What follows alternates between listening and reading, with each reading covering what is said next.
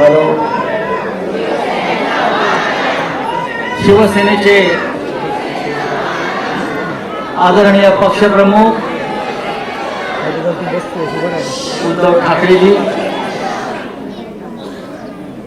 शिवसेनेचे नेते विनायक राऊत, राजनजी विचारे, आमदार खासदार संजय दिना पाटील, आमदार सुनील राऊत आणि या मंचावर उपस्थित असलेले शिवसेनेचे सर्व विभागातले आमच्या पदाधिकारी, मी उद्धवजींना सांगू इच्छितो की आज सकाळी 10 वाजता हे निर्धार शिबिर सुरू झालं आणि तेव्हापासून हे सभागृह असंच गच्च भरलेलं आहे ते आतापर्यंत.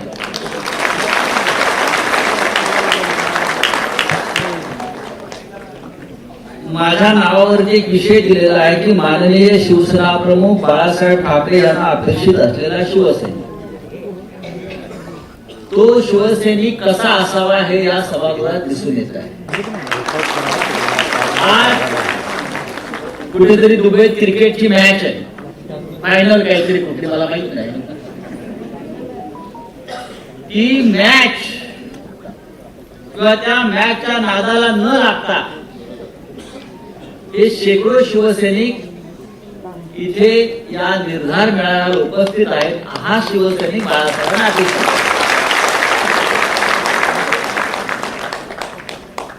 परवा आम्ही जे बैठक घेतली कार्यकर्त्यांची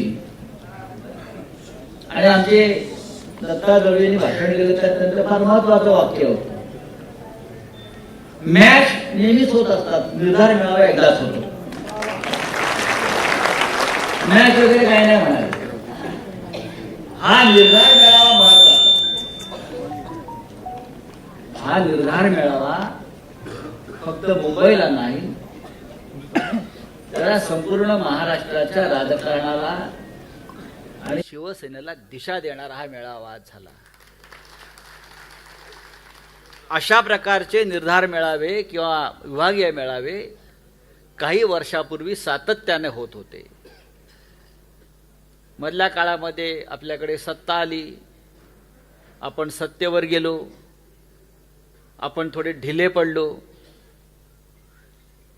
शाखा शाखातून आपले कार्यक्रम होत होते, शाखांचे वर्धापन दिन होते सुरू असायचे, शिबिरं सुरू असायची, रक्तदान शिबिरं सुरू असायची, सामाजिक कार्य सुरू असायचं. जोपर्यंत आपण हे सगळं नव्यानं सुरू करत नाही तोपर्यंत पक्षाची पुनर्बांधणी होणार नाही, या मतानं आपण सगळ्यांनी काम केलं पाहिजे, संकल्प केला पाहिजे. आणि हा संकल्प प्रत्येक शिवसैनिकाचा हा संकल्प असायला पाहिजे. आज आपल्या विरोधामध्ये काहूर माजलेला आहे. ज्यांनी काहूर माजवलाय त्यांनी या सभागृहात येऊन पाहायला पाहिजे. हा जो गच्च भरलेला हा हॉल आहे, इकडे फक्त कडवट निष्ठावान शिवसैनिकच बसलेले आहेत.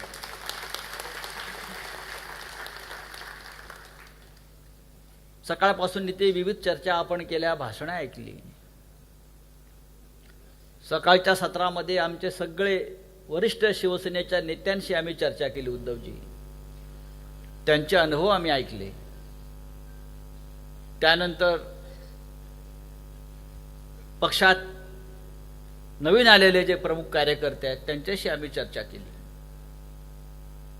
आणि आमच्यातला निर्धार, शिवसैनिकातले निर्धार आणि जिद्द कुठेही कमी झालेली नाही. पुन्हा एकदा आम्ही लढायला तयार आहोत. पुन्हा एकदा हा भगवा, ही मशाल हातात घेऊन आम्ही तुम्ही सांगाल त्याच्या बुडाला आग लावायला तयार आहोत.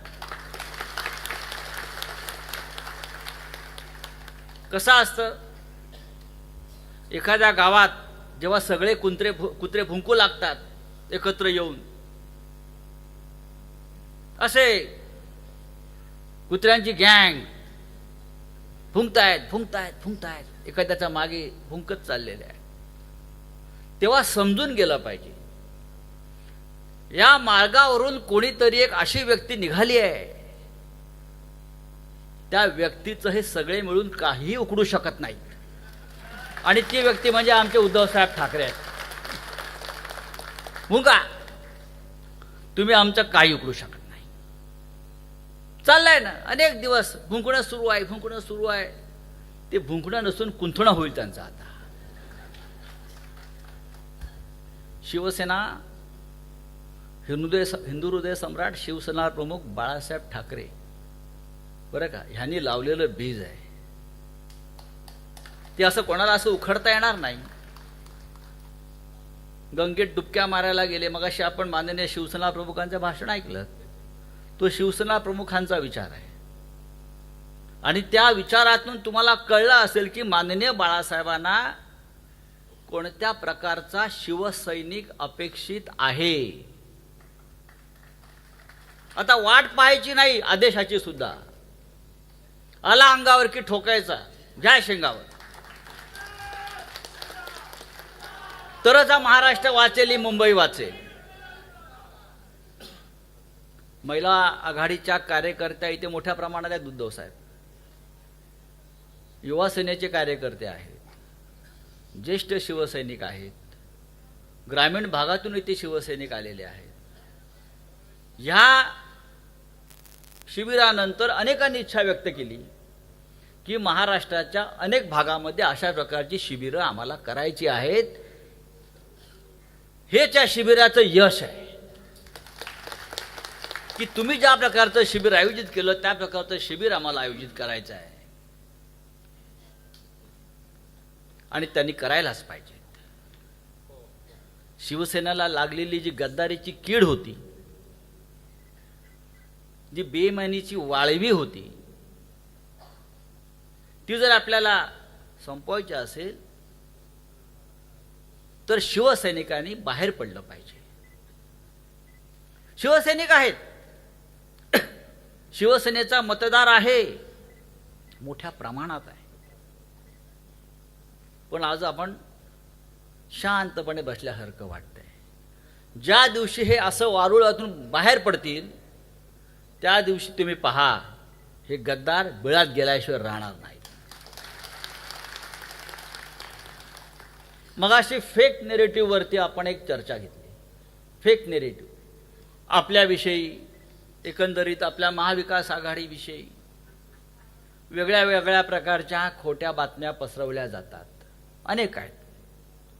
उद्धव साहेबांनी सांगितलं, मगाशी आम्ही बसलो होतो, सगळ्यात मोठं फेक नेरेटिव्ह कुठला असेल तर भारतीय जनता पक्ष हा हिंदुत्ववादी आहे, हेच फेक आहे. याच्यासारखा खोटारडेपणा नाही, हे फेक आहेत. दुसरं असं सांगतात, तुम्ही काँग्रेस बरोबर गेल्यामुळे तुमचं नुकसान झालं. शांतपणे आम्ही ऐकून घेतलं पाहिजे. आपण अख्खा भारतीय जनता पक्षाची काँग्रेस झालेली आहे. भारतीय जनता पक्षात ओरिजिनल काय आहे?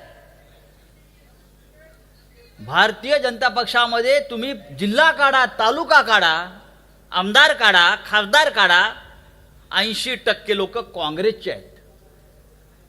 त्या काँग्रेसवाल्यांना तुम्ही तुमच्या मांडीवर, अंगावर घेतलं आहे. सगळे काँग्रेसवाले भारतीय जनता पक्षामध्ये, ते तुम्हाला चालतं.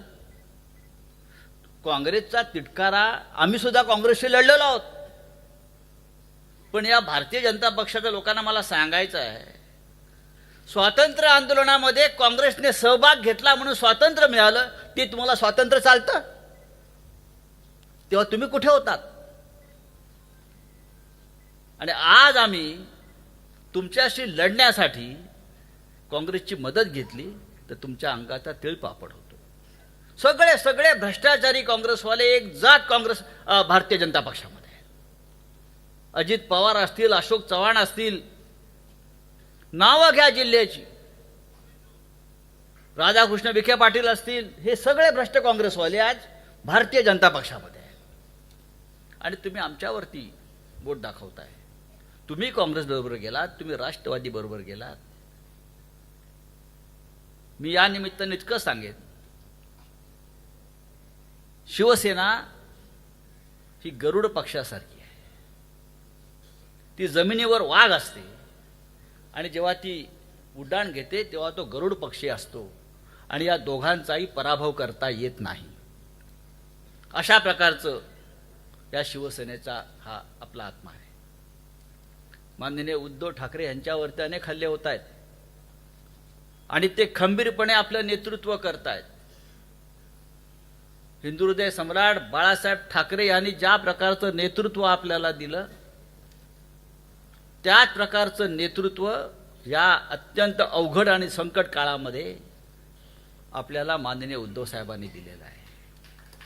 आपल्या सगळ्यांची जबाबदारी आहे, आपल्या सगळ्यांची ही जबाबदारी आहे. हा माननीय बाळासाहेबांचा जो वारसा आहे, वैचारिक वारसा आहे, तो पुढे नेणं हे प्रत्येक शिवसैनिकाचं कर्तव्य आहे. आता फेक निगेटिव्हवरून परत सांगतो, हा एकनाथ शिंदे तो म्हणतो मी बाळासाहेब ठाकरेंचा खरा वारसदार. याचा बाप कोण? मी बाळासाहेब ठाकरेंचा विचारांचा वारसदार. मगाशी आपण पाहिलं बाळासाहेबांच्या भाषणामध्ये दिल्ली पुढे कसा झुकलाय, दिल्ली पुढे कसा वाकलाय. असा गुलामी पत्करणारा वारसा हा बाळासाहेबांचा असू शकत नाही, कदापि असू शकत नाही. आणि आपण तो स्वीकारताही कामा नाही. हे युद्ध आहे. राजकारण हे बुद्धिबळाच्या पटासारखं सुद्धा असतं. बुद्धिबळाच्या पटावर हत्ती सुद्धा मारला जातो, बुद्धिबळाच्या पटावर वजीर सुद्धा मारला जातो. पण बुद्धिबळाच्या पटावर जोपर्यंत आपला राजा आहे तोपर्यंत युद्ध सुरू असतं आणि डाव सुरू असतो.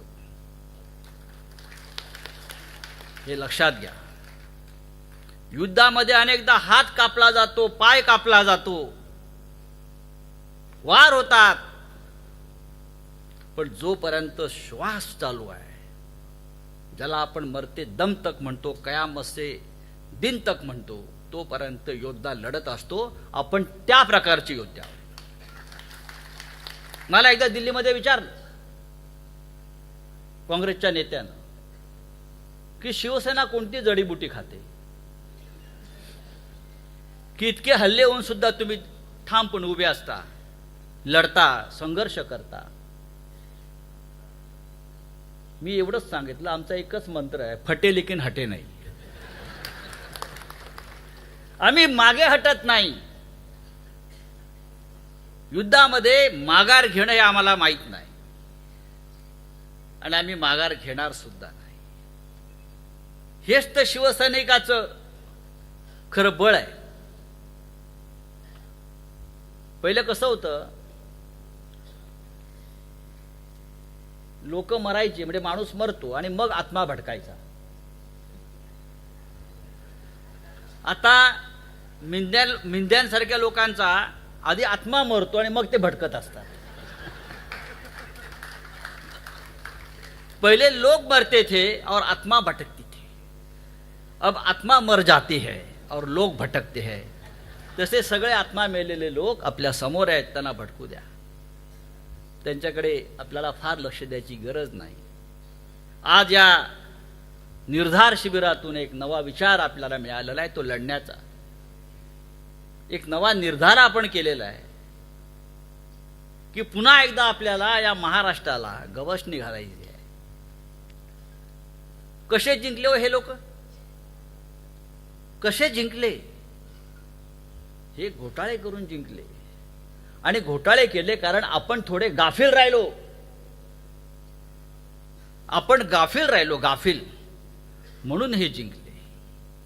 यांनी ईव्हीएम वगैरे ठीक आहे, मी आता शेवटी जाता जाता सांगतो, ईव्हीएम वगैरे ठीक आहे, ईव्हीएमचा घोटाळा झाला, ईव्हीएम मॅनेज केले. पण मी, राहुल गांधी, सुप्रिया सुळे यांनी दिल्लीमध्ये एक पत्रकार परिषद घेतली आणि त्याच्यामध्ये आम्ही प्रत्येक मतदारसंघाचं गणित दाखवलं. प्रत्येक विधानसभा मतदारसंघामध्ये, प्रत्येक विधानसभा मतदारसंघात आपल्या, जास्त करून शिवसेनेच्या अनेक मतदार आपल्याला मतदान करणारे, त्यांनी लोकसभेच्या याद्या तपासल्या बूथप्रमाणे आणि कोणत्या बूथवर शिवसेनेला सर्वाधिक मतं पडलेली आहेत किंवा कशामुळे हे जिंकले याचा अभ्यास केला. आपल्याला मिळालेल्या बूथवरची मतदार डिलीट केले अनेक ठिकाणी आणि त्या प्रत्येक ठिकाणी, प्रत्येक मतदारसंघामध्ये 25 ते 30 हजार मतं ही बाहेरून येऊन त्याच्यामध्ये मतदार यादीमध्ये घुसवली. अशी साधारण लोकसभा ते विधानसभा या काळात 40 लाख ही सगळी बाहेरचे लोक होते. हा विजय त्याने मिळवला.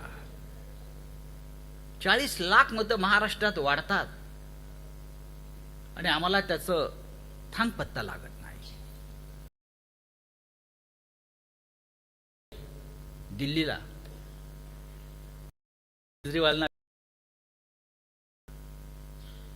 केजरीवाल थोडेसे हताश होऊन बसले होते. आता आपण जातो अशा वेळेला विचारतो कैसा हो गया. मग त्यांनी सांगितलं की माझ्या मतदारसंघात माझी स्वतःची 21,000 मतं कधी कापली गेली मला कळलंच नाही. मुख्यमंत्री, बरं का, दिल्लीचे मुख्यमंत्री, ज्यांच्याकडे सगळ्यात मोठी यंत्रणा होती आपची, कार्यकर्त्यांचं, फार ज्ञानी लोक आहेत ते, माझी स्वतःची 21,000 मतं कधी कापली गेली मला समजलं नाही. आणि त्याच वेळेला माझ्या मतदारसंघामध्ये नवीन 31,000 मतं कुठून आली त्याचा मला शेवटपर्यंत थांगपत्ता लागला नाही. अशा तऱ्हेने अरविंद केजरीवालसह त्यांच्या अनेक लोकांचा पराभव या लोकांनी घडवून आणला. हे मी यासाठी सांगतो आहे, त्यांचा विजय खरा नसेल पण आपण सुद्धा ह्या काळामध्ये किती गाफील होतो हे आता आपण सगळ्यांनी लक्षात घेतलं पाहिजे. मी ममता बॅनर्जी यांचं खास अभिनंदन करतो. या क्षणी विधानसभेच्या निवडणुका तिकडे पुढल्या वर्षी येत आहेत. ममता बॅनर्जींनी त्यांच्या कार्यकर्त्यांना कामाला लावलं.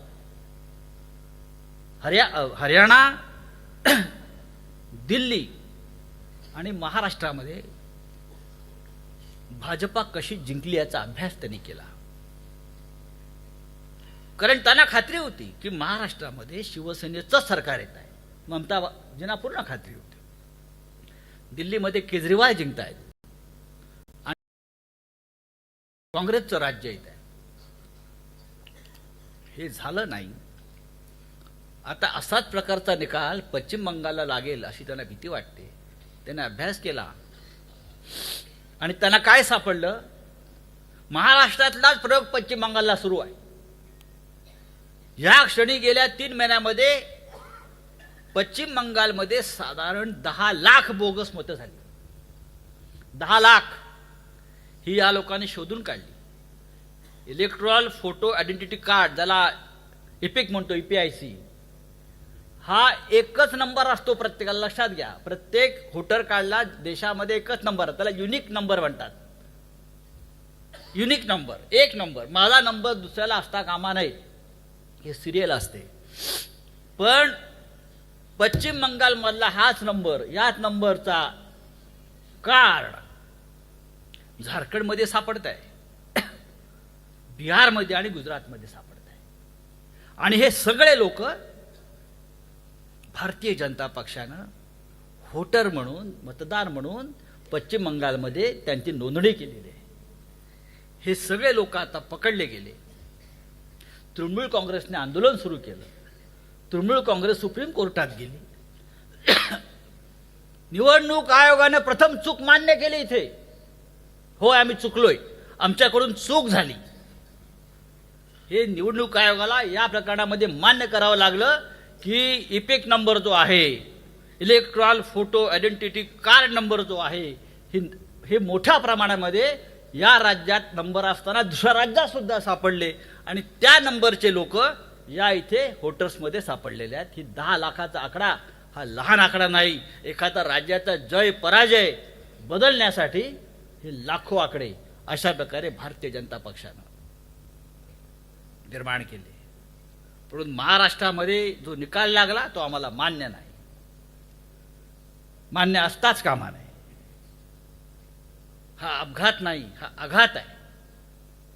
काय असं मोठं काम केलं होतं देवेंद्र फडणवीस यांनी, एकनाथ शिंदेनी, अजित पवारनी की त्यांना इतकी भरभरून मतं पडावी? अख्खा महाराष्ट्र आपला पाठीशी उभा राहिला होता.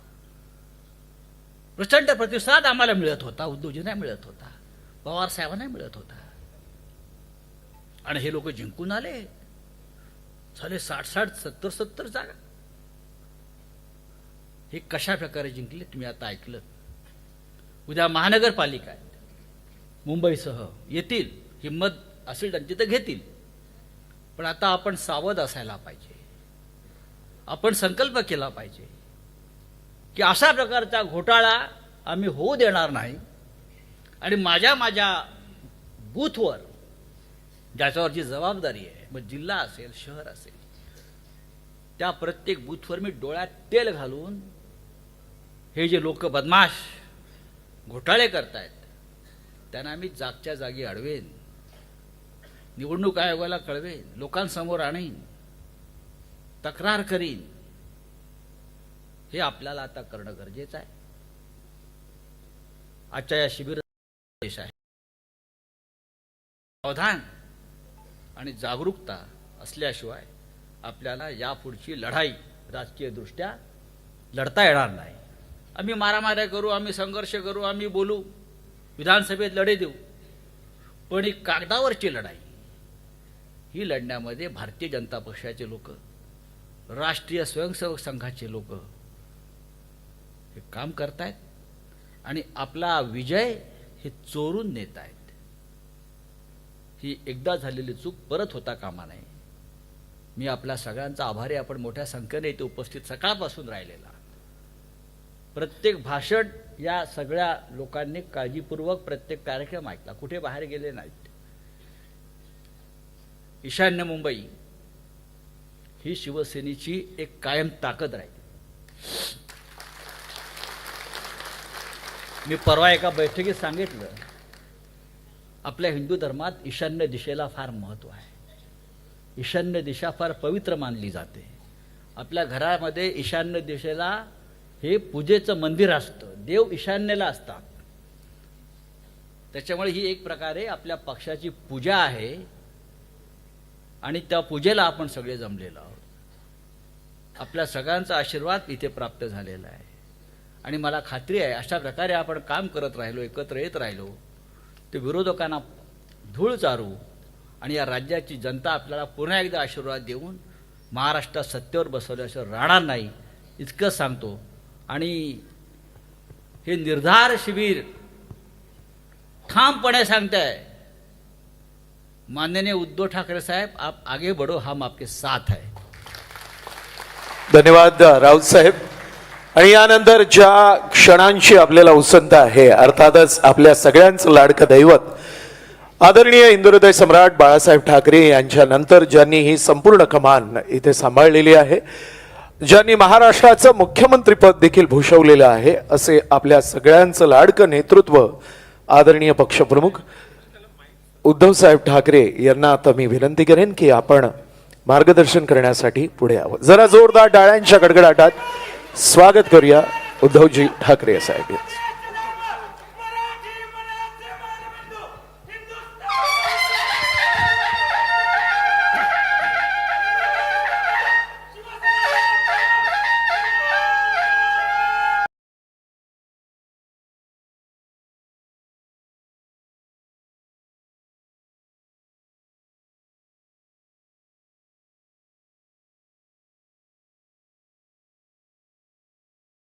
माननीय शिवसेना पक्ष प्रमुख